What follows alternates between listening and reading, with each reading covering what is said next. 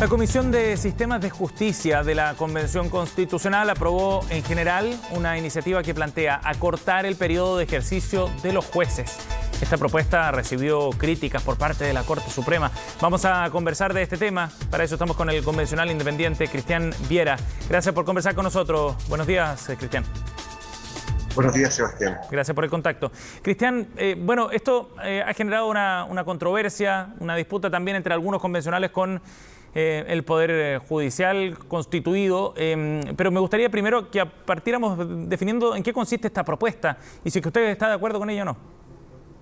Ya, yo quisiera, antes de responder a su pregunta, referirme a la declaración de la Corte Suprema. Bueno. Aquí conviene recordar lo que son los imperativos legales. El artículo 4 del Código Orgánico de Tribunales establece expresamente que el Poder Judicial tiene prohibido expresar opiniones sobre lo que señalan los órganos políticos. Por lo tanto, independiente del contenido, la declaración de la Corte Suprema es muy inadecuada, porque lo que hace es violar un imperativo legal.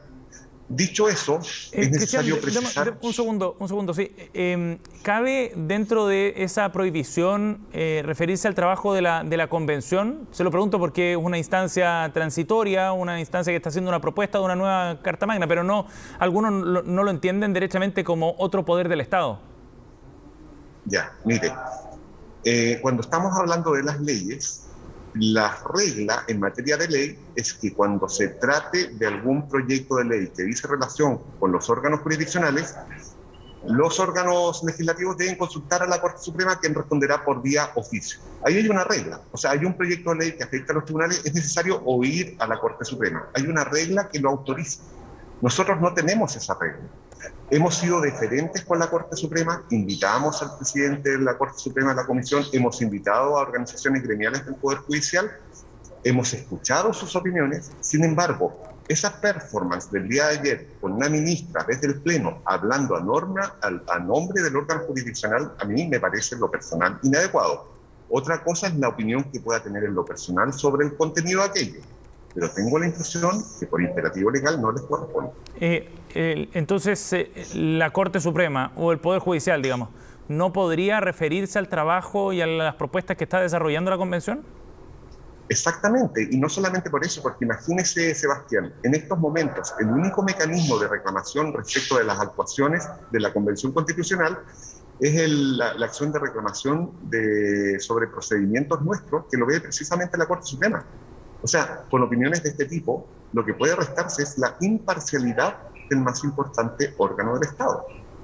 Entonces es muy delicado lo que acaban de hacer. El tema es la forma en la que lo plantean a través de este punto de prensa, con una declaración, o el contenido en sí mismo, Cristian. Porque, por ejemplo, ¿podría haber alguna instancia formal donde ustedes invitaran a la Corte Suprema para que se refirieran sobre esta propuesta, por ejemplo? Mire, las formas son el fondo, Sebastián. O sea, no porque haya sido una declaración en ese formato significa por eso que deja de ser inadecuada. Yo puedo respetar mucho, incluso a la primera pregunta que usted me hace sobre esa iniciativa constituyente, que es una iniciativa constituyente, yo no estoy de acuerdo. De hecho, voté en general, pero cuando lleguemos a la votación en particular, aquello yo lo voy a rechazar porque efectivamente creo que afecta la independencia del órgano jurisdiccional. Pero independiente de mi opinión personal, esa acción performativa de parte de la Corte Suprema del día de ayer me parece del todo imprudente. Ayer Ángela Vivanco, ministra de la Corte, aquí en CNN, decía que los órganos del Estado pueden manifestar su preocupación respecto a lo que se está discutiendo en la Convención. ¿Por qué los jueces no pueden? Si eso no lo digo yo, no lo estoy inventando. Eso está establecido en la ley, artículo 4 del Código Orgánico de Tribunal. ¿Y por qué tenemos nosotros y nosotras, las ciudadanas y ciudadanos, esa garantía? Porque es garantía de la independencia, que no van a estar condicionados las sentencias o lo que digan los jueces por sus opiniones políticas. He ahí que, tratándose de algunos órganos del Estado, estos deben tener presidencia política. No todos los órganos del Estado, por cierto. Algo parecido ocurre, por ejemplo, con la Contraloría General de la República, con el Ministerio Público. O sea, ¿usted se imagina a esos órganos del Estado entrando a hablar de política contingente? No. Ahora, en la comisión, nosotros invitamos al presidente de la Corte Suprema y a la Asociación de Magistrados y Magistradas de Chile. Nos hemos abierto a escuchar sus opiniones.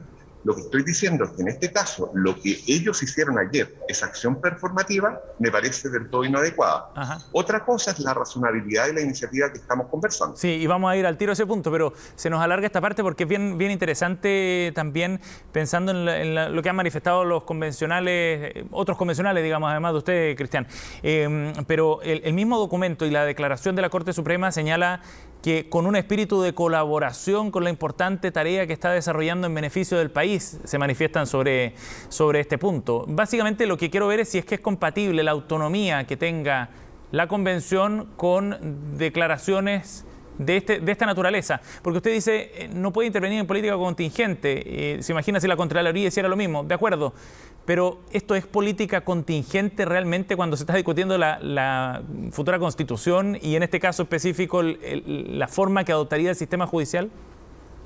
Por cierto que es política contingente y están hablando a nombre de un órgano del Estado y un órgano del Estado que debe ser garante de la independencia e imparcialidad en la toma de decisiones.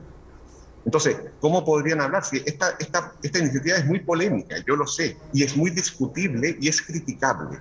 Puede ser criticada por mucha gente, por de pronto los mismos congresistas pueden hacerlo. Lo pueden hacer como lo han hecho los especialistas y las especialistas. Pero otra cosa, que la Corte Suprema, en un acto institucional, opine políticamente como ayer opinó. De todas maneras, hay otros abogados que consideran... es el fondo. De todas maneras, hay abogados que consideran que están dentro de las posibilidades, de las atribuciones que podía tener la Corte Suprema de pronunciarse sobre ese tema, ¿no? Digo, no bueno, está... a esos colegas los invitaría a que lean el artículo 4 del Código Orgánico de los Tribunales, y no es algo que yo esté diciendo porque se me ocurrió. No, estoy por supuesto. simplemente repitiendo una regla legal. Por supuesto, solo quiero poner sobre la mesa que el hecho de que otros colegas suyos estén efectivamente haciendo otra interpretación, ¿no? Y eso es lo que quería... Es que lo que están haciendo relevar. es defendiendo la opinión que puede ser razonable del contenido de la declaración. Ajá. Pero yo les invito a que miren si este órgano del Estado está en condiciones de hacer esa declaración teniendo reglas legales que lo impiden. Perfecto. Abogado, revisemos los detalles del contenido precisamente de esta propuesta. Usted dice que votaría en contra al momento de hacer la revisión de la propuesta. ¿Por qué estaría en contra de esta iniciativa? Hay que distinguir 4 iniciativas. Sí. Hay 3 iniciativas que yo suscribiría de diferentes sectores políticos que establecen una duración que oscila entre los 10 y los 15 años para los integrantes de la Corte Suprema. Esa indicación, que surge de 3 proyectos transversales, o sea, no solamente de los sectores transformadores, me parece del todo pertinente para los ministros y ministras de la Corte Suprema. Otra iniciativa, que es una sola, establece que para los jueces de cortes de apelaciones y jueces de instancia pueden tener una reelección con una duración de 8 años por reelección. Sí. Esa segunda iniciativa yo no la comparto. ¿Por qué no la comparto? Porque creo que la inamovilidad es garantía de independencia y por lo tanto que los jueces permanentemente estén sujetos a ese tipo de evaluaciones y en la incertidumbre de si van a tener o no continuación en su cargo, lo que afecta precisamente es la independencia del órgano jurisdiccional. Entonces, esa iniciativa yo no la comparto, pero sí comparto la primera. Perfecto. Aclarado el punto, enfoquémonos en esta propuesta respecto a los jueces en particular, Cristian. ¿Cuáles podrían ser los efectos que tendría una iniciativa de este tipo si es que prosperara? Mire, o sea, yo la verdad creo que tiene difícil éxito esta iniciativa, porque partida es una iniciativa y no cuenta, yo creo, con la mayoría en la comisión, ¿no? Entonces, estamos pensando en una hipótesis que yo creo que puedo equivocarme, ¿no? Pero lo veo como bien improbable. Ajá. Pero, ¿cuáles podrían ser los efectos perniciosos, digamos? ¿Por qué sería inconveniente, Cristian? O sea, lo que he señalado, ¿no? Porque los jueces, sobre todo los de instancia y los de cortes de apelaciones, lo que tienen es una carrera que no va a ser en términos jerárquicos, sino en términos funcionales. Entonces, estar permanentemente ante la incertidumbre si van a continuar o no van a continuar en el ejercicio de su cargo, eso lo que puede hacer es fallar la imparcialidad y la independencia al momento de fallar. Pueden estar condicionados por las circunstancias personales que les llevan a fallar en el evento de no seguir encontrando trabajo. Entonces, en ese sentido, creo que no es una buena regla. No es una buena regla. Ajá. Ahora, ¿por qué se inspira esta norma? Sí. Tiene que ver con algo que yo creo que es bien intencionado, que es en el sentido, pero ¿qué pasa con la calificación de los jueces? ¿Qué ocurre, y como lo hemos visto, con aquellos que son malas y malos jueces? ¿Qué pasa con sus calificaciones? Que todos los jueces de este país tienen calificaciones sobresalientes. Hay un problema con la calificación. Le voy a ofrecer dos datos, Sebastián. Sí. Si usted mira los informes de la OCDE de 2010, 2016 y 2020, la Corte Suprema en 2010 tenía un 35% de confianza de la ciudadanía. Si usted mira el informe del año 2020, está en 15%, igual que el 2016. De los países de la OCDE, es el último país en confianza de sus ciudadanos. O sea, yo también invitaría a los integrantes, a las jueces y a los jueces, ¿qué es lo que pasa? Que los y las ciudadanas de este país no confían en el órgano jurisdiccional. Ajá. No son datos que estoy yo inventando, son de la OCDE. El último país de los países de la OCDE en confianza de los ciudadanos es Chile. El 2016 era el penúltimo, el último era Ucrania. Y en 10 años hemos bajado 20 puntos. ¿Cómo se explica eso? Eso no está bien. Sí. Entonces estamos metidos y en estas disputas que son más bien gremiales y no mirar el fondo, que hay un problema serio, y yo esperaría también una autocrítica en torno al funcionamiento y el acceso a la justicia de parte del órgano jurisdiccional. Cristian, ¿y de qué forma cree usted que se podría revertir esa situación de desconfianza en el Poder Judicial? Bueno, hay varias cosas. Uno, por de pronto, mejorar el sistema de calificaciones. Eso, en todo caso, no es un imperativo de la Constitución, eso es un imperativo legal. O sea, efectivamente, que haya una seriedad en la calificación de la función jurisdiccional. Lo segundo, también en el acceso a la justicia. Y el acceso a la justicia no solamente es caro, sino que también tiene fuertes componentes territoriales. O sea, es distinto ser de Santiago que ser de regiones, de una ciudad grande a una ciudad pequeña. Todo eso que es multidimensional, lo que genera es una fuerte desconfianza hacia el Poder Judicial. Y lo tercero, que en materia penal hemos visto que hay un fuerte componente de clase al respecto, ¿no? Y que hace muy compleja la evaluación de la función jurisdiccional. Ajá. Cristian, nos gustaría preguntarle también respecto a otro tema que tiene que ver con la discusión sobre la autonomía del Banco Central. Y usted, junto a otros convencionales, Jaime Baza, Fernando Atria, entiendo también firma esta propuesta, han planteado una norma precisamente para el Banco Central que releva su carácter autónomo, técnico, sin acusación constitucional, y este tema es bien importante por lo que significa y cómo determina la autonomía. ¿Cómo ve usted el tema de la autonomía en particular cuando es un tema que se está debatiendo precisamente en el Congreso y hay otros que tienen una postura bien distinta que debería estar sujeto a control político, dicen algunos? Ya, momento. Yo siempre he defendido la autonomía del Banco Central. Es una garantía democrática que algunos órganos del Estado, por su importancia, estén en la Constitución, porque las autonomías no solamente son constitucionales, también hay autonomías legales, ¿no? Pero para el caso del Banco Central, por su importancia, yo siempre he defendido su autonomía constitucional. Ajá. Segundo, que tiene un especial cometido, y ese especial cometido dice relación con la política monetaria y cambiaria del país. O sea, el Banco Central o los bancos centrales no son bancos del desarrollo, ¿no? Entonces también el objetivo es muy importante, porque aquí está el control de la inflación. Sí. Tercero, la iniciativa que patrocinamos es una que he preparado el colectivo socialista, a la cual yo me sumé. Sin embargo, si usted revisa en el artículo 6 de la propuesta, el artículo 6 habla de la remoción. Y la remoción de los integrantes del Banco Central es aquella que está determinada en la ley o en la Constitución. No sé si habrá o no habrá juicio político para los integrantes del Banco Central. ¿Por qué? Porque eso lo determinará otra comisión, que es la Comisión 1, la del Sistema Político. Nosotros solo vemos órganos autónomos, pero deja abierta la posibilidad en el artículo 6 que los integrantes pueden ser removidos con las causales establecidas en la Constitución o la ley.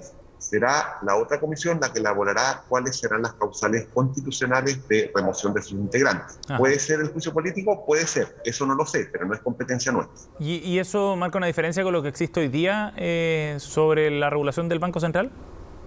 Mire, la regulación en materia de remoción de los integrantes es una cláusula muy elástica que está en la ley. Si usted mira, puede ser removido por el presidente de la República informando al Senado. O sea, un órgano unipersonal puede remover. La causa es muy exigente, eso sí. Tiene que ver con los acuerdos del Banco Central y que ese acuerdo con el cual concurrió su voto provoque una afectación grave a la economía del país. O sea, lo relevante para la causa de remoción no está tanto en el control, porque yo me inclino más bien, y así lo he dicho, por un control político, pero lo relevante es que la causa sea una causa grave, como la causa que está en la ley. Ajá. La causa que está en la ley es una causa muy grave, o sea, no se puede remover. ¿Por qué? Para garantizar su autonomía. Por lo tanto, desde su punto de vista, ¿sería posible que luego quedara establecido una acusación constitucional como un mecanismo de remoción eventual de los consejeros, pero siempre y cuando se establezcan causales exigentes como esta, por ejemplo? O sea, en esa hipótesis que usted me plantea, yo he defendido aquello, pero eso no lo vemos nosotros, sí, sino que lo verá la Comisión de Sistema Político. Sin embargo, yo estaría por una acusación constitucional y un juicio político integrantes con una causa grave. Tan grave al modo como la causal que está establecido en la ley en estos momentos. Que deja esa causal al presidente de la República. Ojo, sí. Esto lo deja en manos del Congreso. O sea, no nos olvidemos de eso, como si fuera menos exigente el control político. No, sería un control mucho más exigente. Hoy día está en manos de una autoridad unipersonal. Sí, y a su juicio entonces establecer ese tipo de mecanismos, entiendo que no lo van a resolver en la comisión y que será otra, pero establecer ese tipo de mecanismos ¿no atentaría contra la autonomía del banco? Mire, todas las autoridades del Estado deben estar sometidas a control. Cuando no hay control, el poder puede transformarse en despótico. Un ejemplo emblemático de la irresponsabilidad en el ministerio de su cargo ha sido lo que ha ocurrido con el Tribunal Constitucional. Como son órganos que no están sujetos a control, pueden hacer lo que quieren y pueden transformarse en órganos que actúan impunemente. Yo creo que la teoría del control es la clave en esto. Contralor General de la República está sometido a control político. El Fiscal Nacional está sometido a control por la Corte Suprema. Ministros de Corte de Apelación y Corte Suprema están sometidos a control político. Todos órganos autónomos e independientes. O sea, no hay que temer al control. El control es sano en un sistema democrático porque previene el abuso de poder. Bien. Constitucional Viera, gracias por conversar con nosotros esta mañana, muy amable. Encantado, Sebastián. Muchas gracias. Buenos días. Gracias, buen día.